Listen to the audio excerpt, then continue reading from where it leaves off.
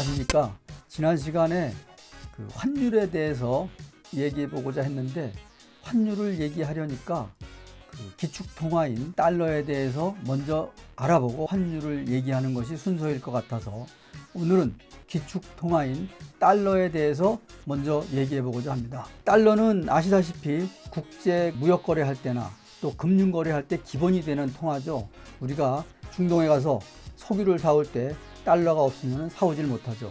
그거를 기축통화라고 합니다. 달러 외에 이제 준기축통화라고 해서 국제 거래에서 이용되는 것이 유로화가 있겠고, 그 다음에 일본 엔화, 중국의 위안화, 영국의 파운드화 정도가 되겠습니다. 기축통화는 금본위제라는 것이 있었습니다. 기준이 되는 교환 가치가 되겠죠. 왜냐하면 종이돈은 아무런 그 가치를 보유하지 않기 때문에 금의 가치로 인정을 해서 교환 가치를 갖는 것입니다.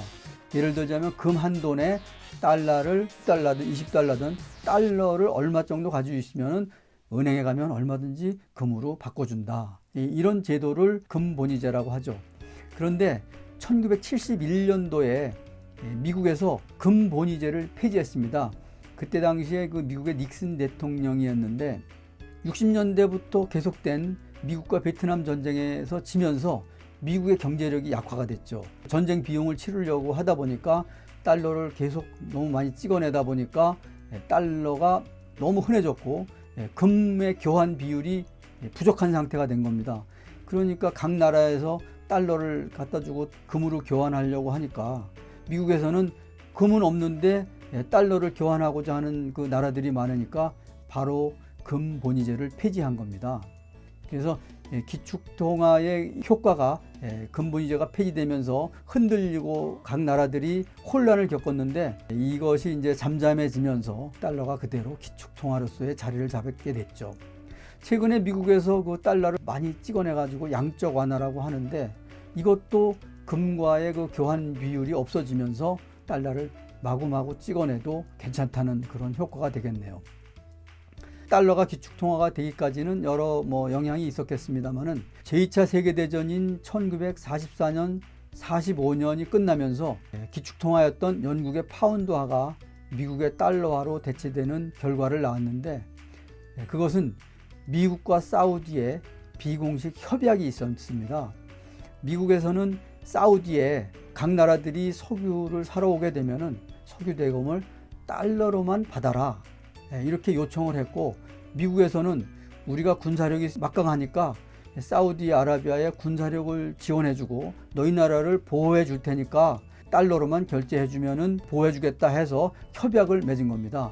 그때부터 각 나라들이 석유 대금으로 달러를 확보하는 것이 선결 과제가 되었죠. 사우디아라비아와 협약을 맺을 때 공을 세운 사람이 닉슨 대통령 시절에 그 헨리 키신저 국무장관이었죠, 미국에. 그 사람이 지금은 97세인데 그때 당시에는 전 세계를 날아다니면서 외교적인 그 안정감을 유지하고 미국에 힘을 실어주는 그런 결과가 됐습니다. 얼마 전에 그 트럼프 대통령이 당선되고 나서 헨리 키신저 장관에게 자문을 구한다고 백악관으로 초청한 적이 있었는데, 그때 보니까 왜소해지시기도 했고 연세가 많이 들으셔서, 물론 연세가 지금 현재 나이로 97세니까 그럴 만도 하지만은 역사적으로 보게 되면은 그때 당시에 헨리 키신저 장관이 그런 역할을 했다는 그런 말씀을 드릴 수가 있겠습니다. 다음은 우리나라 돈에 대해서 한번 알아보겠습니다. 우리나라 돈은 기축통화에 들어가진 않습니다만은 1998년도에 우리나라가 IMF 외환위기를 맞았죠. 그때 당시에 우리나라 돈이 없어서 그런 것이 아니고 석유를 사오건 다른 나라에서 무역을 할 때 달러로다 결제를 하다 보니까 달러가 없었던 것이죠. 1997년 12월 말에 우리나라의 달러 보유고는 39억 달러입니다. 아주 너무 작은 금액이었죠. 그러다 보니까 외환이 부족해서 IMF에서 돈을 가져와서 위기를 겪고 IMF의 요구사항대로 경제적인 체질 개선에 들어갔던 사례가 되겠습니다. 한국은행 조폐공사에서 돈을 찍어내고 있습니다만은 우리나라 돈의 가치를 한국은행이 책임져 주는 건 아니죠. 다만 교환하기 위한 그 교환 가치로만 인정을 해 주는 것이 되겠습니다. 예를 들자면 제가 지난 영상에서도 말씀드렸습니다만은 우리나라는 물가 상승률 3%를 기준으로 잡고 있습니다. 그러다 보니까 은행에서 지금 예금을 하던 적금을 하게 되면은 뭐 2% 정도, 2%가 안 되는 경우도 있습니다만은 만약에 예를 들자면은 우리가 무를 1,000원에 보통 사는데 무가 1,500원으로 올랐다 하면은 그러면은 50%의 가치가 하락한 겁니다. 우리나라 돈에. 네, 그렇게 보면 되겠죠. 그래서 문재인 대통령이 당선되시고 나서 얼마 있다가 화폐개혁, 리디노미네이션이라고 하죠. 화폐개혁 얘기가 한동안 나왔었습니다. 근데 지금은 좀 잠잠해지긴 했습니다만은 화폐개혁은 뭐냐면 돈의 그 숫자가 너무 높다 보니까 돈의 규모랄까 이거를 낮추는 것을 화폐개혁이라고 하죠. 예를 들자면은 1000대 1, 1000분의 1, 1000원을 1원으로 또 100분의 1, 1000원을 10원으로 낮추는 그런 것을 화폐개혁이라고 합니다. 지금 현재 10억짜리 아파트가 1000분의 1로 화폐개혁이 된다면 100만 원이 됩니다. 그러면은 10억짜리 아파트가 100만 원이 되게 되면은 우리는 100만 원 별거 아니구나 하고 현물의 가격이 올라갈 수가 있습니다. 100만 원이 101만 원, 102만 원, 뭐 110만 원, 120만 원까지 금방금방 올라갈 수 있겠죠. 그래서 화폐 개혁이 되게 되면은 현금보다는 현물을 가지고 있어야 된다. 알고 있습니다. 그래서 리디노미네이션은 통화 위상을 높이고 제고하기 위해서 첫 번째 목적이 되겠고 두 번째는 인플레이션 효과를 제거하는 그 효과가 있겠습니다. 1953년도에 보게 되면은 우리도 화폐 개혁을 해서 100대 1로 낮춘 적이 있었고 62년도 박정희 대통령 당시에도 10대 1로 낮춘 적이 있었습니다. 다만 혼란이 올 가능성이 높기 때문에 화폐 개혁은 쉽게 할 수 있는 그런 일은 아니라는 것을 알 수가 있습니다. 인근의 그 베트남 사례를 한번 보겠습니다. 베트남은 화폐의 규모가 상당히 큽니다. 그러다 보니까 베트남은 이제 돈 단위가 동이라고 표시를 합니다. 동. 우리나라는 원이죠. 우리나라 돈 5,000원이면은 베트남 돈 10만 동이 되겠고요.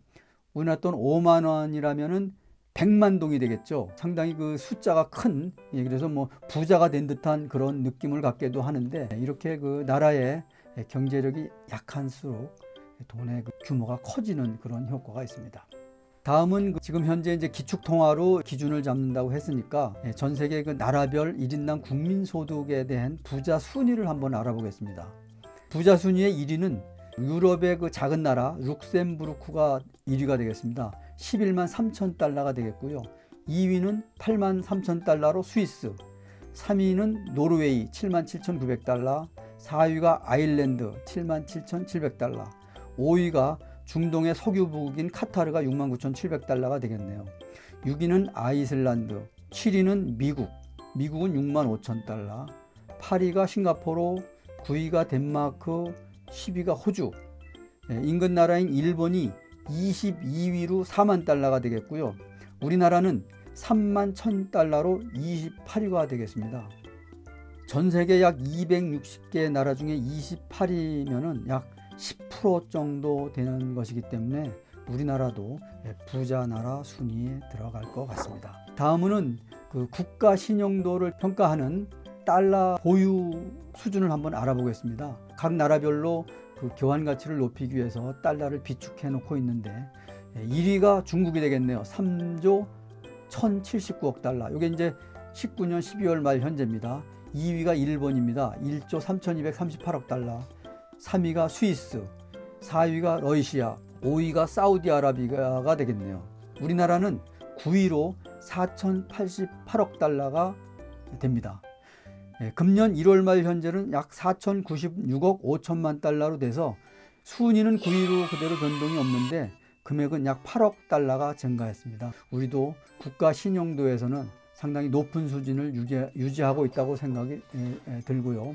또 부자 기준에서도 전 세계 국가 중에 약 10% 정도 순위 안에 들기 때문에 부자 나라라고 할 수가 있겠습니다. 오늘은 이렇게 기축통화인 달러에 대해서 알아봤는데요. 기축통화는 전 세계 부자의 기준, 통화의 기준, 나라의 기준을 삼는 것이기 때문에 아주 중요하다고 생각이 듭니다. 그래서 그 다음 시간에는 환율에 대해서 한번 함께 알아보도록 하겠습니다. 오늘은 여기서 마치겠습니다. 감사합니다.